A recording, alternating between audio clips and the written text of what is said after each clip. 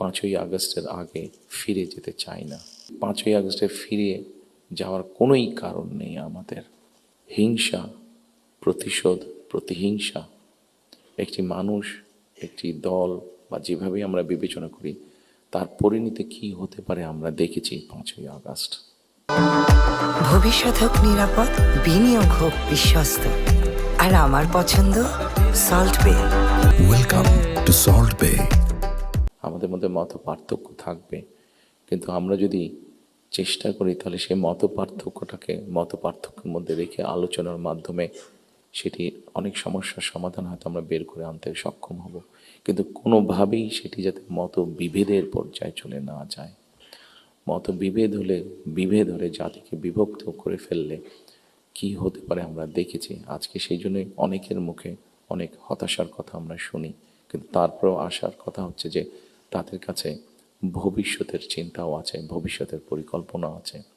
আমরা যারা রাজনীতিবিদ করি আমাদের কাছে হয়তো অনেক প্রত্যাশা, সকল প্রত্যাশা হয়তো বা পূরণ করা সম্ভব নয়, কিন্তু আমরা রাজনীতিবিদরা যদি 1971 সাল,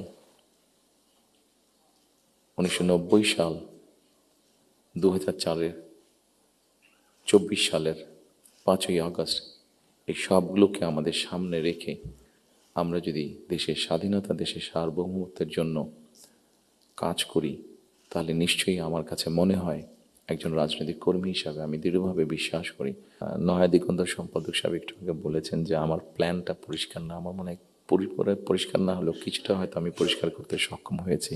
একজন রাজনৈতিক কর্মী হিসাবে আমার কাছে মনে হয় সামনে আমাদের অনেক কঠিন চ্যালেঞ্জ আছে, আমাদের মধ্যে বিভিন্ন রকম মত পার্থক্য আছে। একজন রাজনৈতিক কর্মী হিসাবে আজকে আমাদের বিভিন্ন মত পার্থক্যগুলো নিয়ে যাতে আমরা আলোচনা করতে পারি, আলাপ করতে পারি।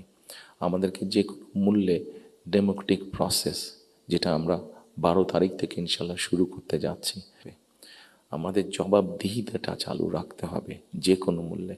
সেটি জাতীয় পর্যায়ে হোক, সেটি লোকাল পর্যায়ে হোক, অর্থাৎ ইউনিয়ন পরিষদ নির্বাচন, পৌরসভার নির্বাচন, লোকাল পর্যায়ে হোক, সেটা কোনো ট্রেড বডির ইলেকশন হোক।